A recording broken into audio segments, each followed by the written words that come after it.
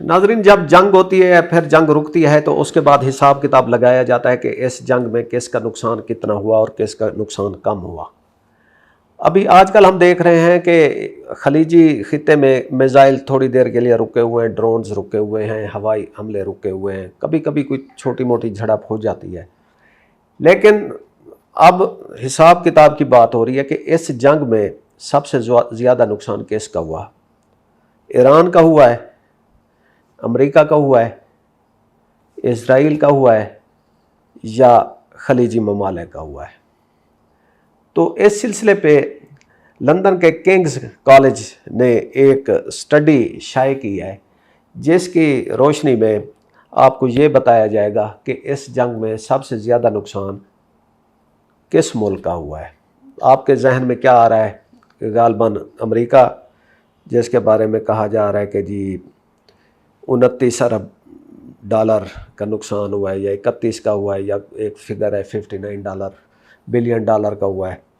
Iran का हुआ है, जिसकी रिकन्स्ट्रक्शन कास्ट 300 बिलियन डॉलर बताई जा रही है, या सऊदी अरेबिया खलीजी ममालिक से उनका हुआ है, या इसराइल का हुआ है।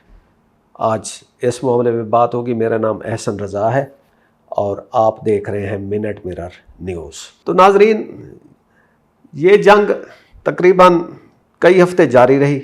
उसमें हमने देखा कि स्ट्रेट ऑफ हार्मज़ बंद हुई, ईरान के ऊपर बमबारी हुई, ईरान ने जवाबन खलीजी ममालिक के ऊपर बमबारी की, और उसके बाद इसराइल के ऊपर पहली दफ़ा कोई मिज़ाइल गिरे, इसराइल की फ़ौजी और शहरी हलाकतें हुई, उसके हाउसिंग यूनिट्स तबाह हुए।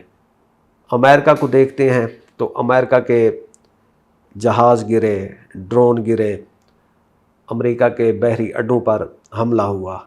तो सारे जो फरीक हैं इस जंग में बराह रास्त शरीक थे, सबको नुकसान हुआ। खलीजी ममालिक में के बारे में कहा जा रहा है कि बहरीन, कुवैत, सऊदी अरब, ओमान और यूएई, ये इस जंग में बराह रास्त कोई फरीक नहीं थे, लेकिन वो भी इस जंग की लपेट में आ गए, क्योंकि वहाँ पर अमेरिका के फ़ौजी अड्डे थे, जिसकी वजह से वहाँ पर ईरानी मिज़ाइल और ड्रोन गिरते रहे। तो अब बात ये हो रही है कि जी इस जंग में सबसे ज़्यादा नुकसान उठाने वाले कौन हैं? सबसे हम जायज़ा लेते हैं कि खलीजी ममालिक का, कि क्या खलीजी ममालिक ही हैं जो इस जंग में सबसे ज़्यादा नुकसान उठाने वाले हैं।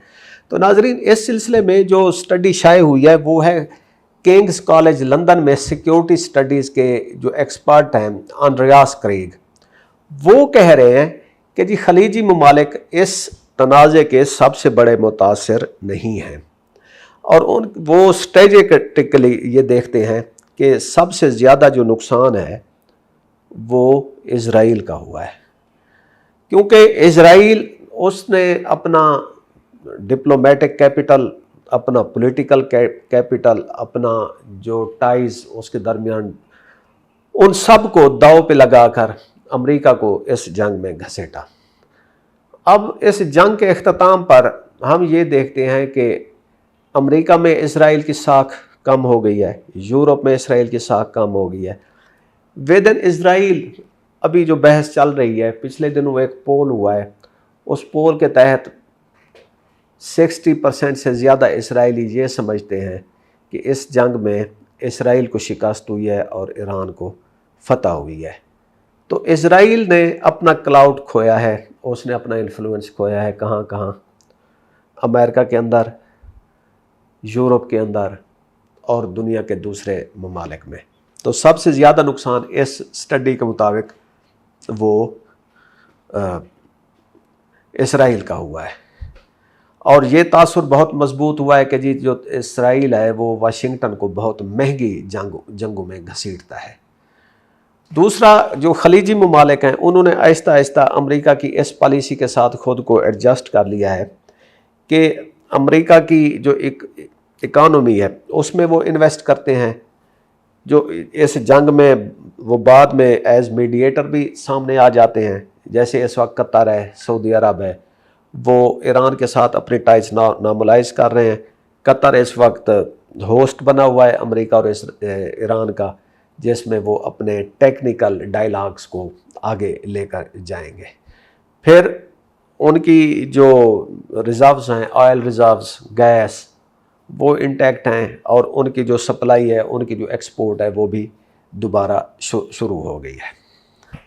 اب ایک اور اسٹڈی کی بات کرتے ہیں، وہ ہیں جی واشنگٹن میں مڈل ایسٹ انسٹیٹیوٹ کے میں جو ایک ریسرچر ہیں حسن منیمہ، وہ کہتے ہیں کہ جی اس جنگ میں آپ کہتے ہیں کہ جی خلیجی ممالک کو نقصان ہوا ہے، وہ کہتے ہیں نہیں، نقصان نہیں ہوا، خلیجی ممالک کو تو فائدہ ہوا ہے، کہ یہ نہیں ہے کہ وہ انہیں کوئی اس میں کوئی بہت زیادہ کامیابی ہوئی ہے جنگ میں، نہیں، ان کی جو سب سے بڑی کامیابی یہ ہے کہ یہ جو جنگ ہے یہ شارٹ لیوڈ تھی، یہ جنگ شروع ہوئی اور پھر چند ہفتوں میں ختم ہو گئی۔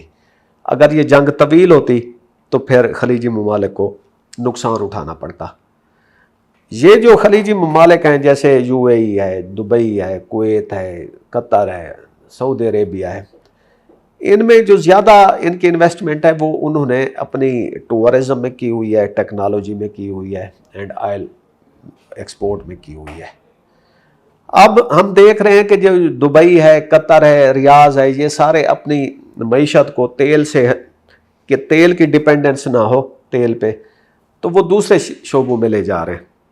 اب اگر جنگ زیادہ طویل ہوتی، دبئی خالی ہو چکا ہوتا، ابو ظہبی سے سارے انویسٹر نکل چکے ہوتے، سعودی عرب کا انفراسٹرکچر جو ہے وہ سارا چکنا چور ہو چکا ہوتا۔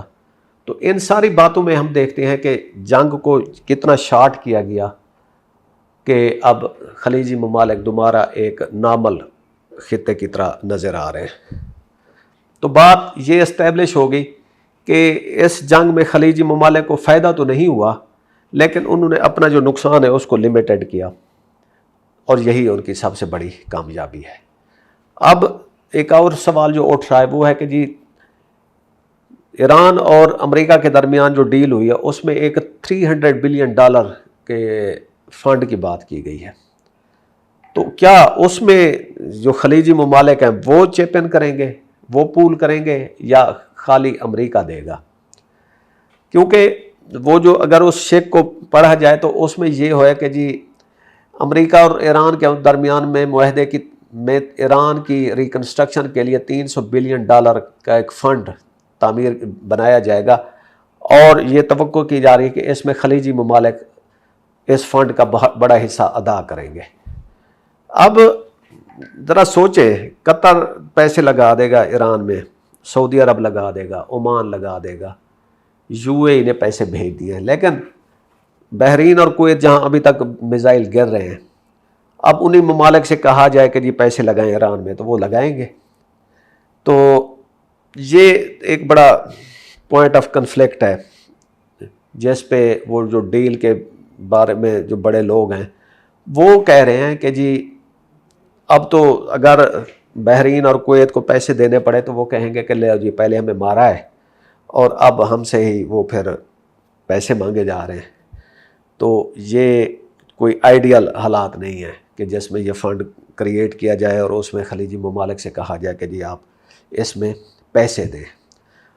تو اب خلیجی ممالک اس کو ایز گرانٹ، ایران کو ایز گرانٹ پیسے نہیں دیں گے، ایز انویسٹمنٹ دیں گے، اور پھر اس سرمایہ کاری کے ذریعے وہ ایران میں جو ایران کی لوکل پولیٹکس ہے یا لوگ ہیں ان کو کنٹرول کرنے کی کوشش کریں گے، اور اس پہ شاید ایران میں کافی سارے تحفظات پائے جاتے ہیں۔ تو حسن منیمنا کہتے ہیں کہ مصالحت یا تو فائدہ کمانے سے ہوتی ہے یا نقصان سے بچنے سے، تو خلیجی ممالک ابھی نقصان سے بچنے کے مراحل میں ہیں، اور اسی لیے $300 ارب اگر ان کو دینا بھی پڑے تو یہ کوئی بڑی بگ ڈیل نہیں ہے۔ اب آ رہا ہے جی بڑا جو آخری پوائنٹ ہے کہ جی اسٹریٹ آف ہارمز، اس کا کنٹرول۔ ایران اور عمان کہہ رہے ہیں کہ جی یہ پیسے جو ہے اب ہمارے کنٹرول میں رہے گا۔ جو دوسرے خلیجی ممالک ہیں ان کے لیے یہ صورتحال قابل قبول نہیں ہے۔ یہ نہیں ہے کہ وہ ٹال نہیں دے سکتے، بات انفلوئنس کی ہو رہی ہے، آگے فیوچر میں کون میجر پاور پلیئر بنے گا، اسی بات پہ وہ اس بات پہ ڈٹے ہوئے ہیں کہ جو ہارمز ہے، اسٹریٹ آف ہارمز، وہ ایک فری پیسیج ہونا چاہیے۔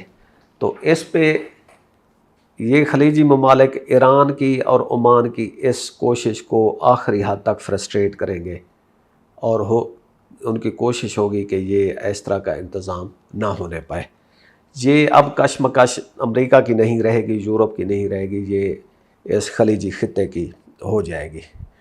لیکن یہ حقیقت یہ ہے کہ اسٹریٹ آف ہارمز پہ ایران کا پورا کنٹرول ہے، اور وہ ایران کا کنٹرول نہ امریکہ ختم کر سکا، اسرائیل نہیں ختم کر سکا، تو یہ خلیجی ممالک بھی ختم نہیں کر سکتے۔